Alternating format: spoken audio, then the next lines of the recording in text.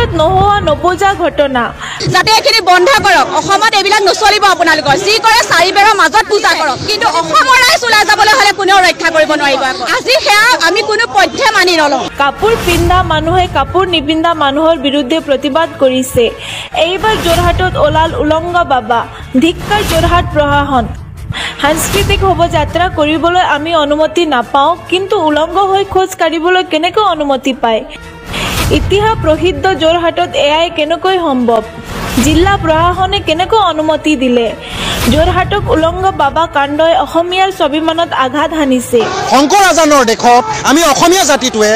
কেনেদৰে নিজৰ গুপ্তাংগ প্ৰদৰ্শন কৰি ৰাস্তাত যদি ওলাই ঘূৰি ফুৰে আমাৰ মা বাই ভনী সকলোৱে যদি দেখে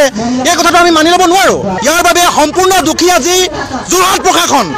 যোৰহাটৰ উপায়ুক্ত মহোদয় নাজানে নেকি এই ৰেলীটো যাব বুলি সাংস্কৃতিক নগৰী যোৰহাটত উলংগ বাবাৰ বিৰুদ্ধে প্ৰতিবাদ নামিব লগা হৈছে খিলঞ্জীয়া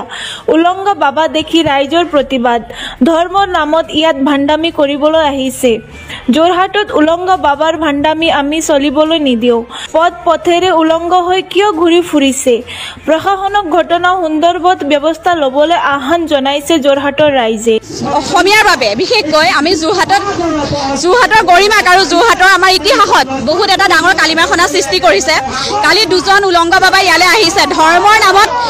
অন্ধভক্তৰ নামত ধৰ্মৰ নামত বিক্ৰী কৰিবলৈ ভণ্ডামি কৰিবলৈ যোৰহাটত আহিছে যেহেতু কালি আমি সন্ধিয়াৰ কাৰণে একো এটা কৰিব নোৱাৰিলোঁ কিন্তু আজি আমি সমূহ যোৰহাটৰ সমাজখন লগ লাগি সম্পূৰ্ণ দল সংগঠন লগ লাগি আমাৰ সংবাদ মাধ্যমৰ সকলো লগ লাগি আমি এটা প্ৰতিবাদ সৃষ্টি কৰিছোঁ যাতে এনেকুৱা উলংগ বাবাৰ ভণ্ডামি আমাৰ যোৰহাটত চলিবলৈ নিদিওঁ যোৰহাট বুলিয়ে নহয় মই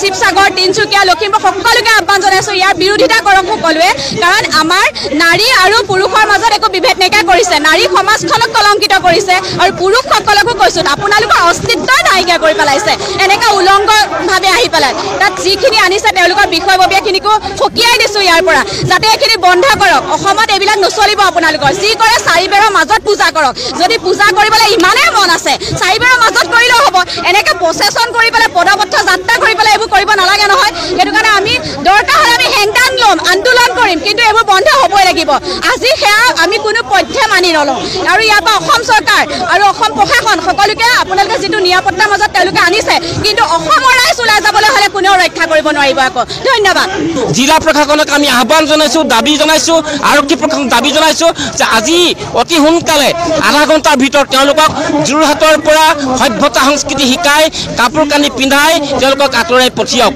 নতুবা কিন্তু যোৰহাটৰ কোনোবা হয়তো তেওঁলোকৰ দৰে উন্মাদ যুৱকে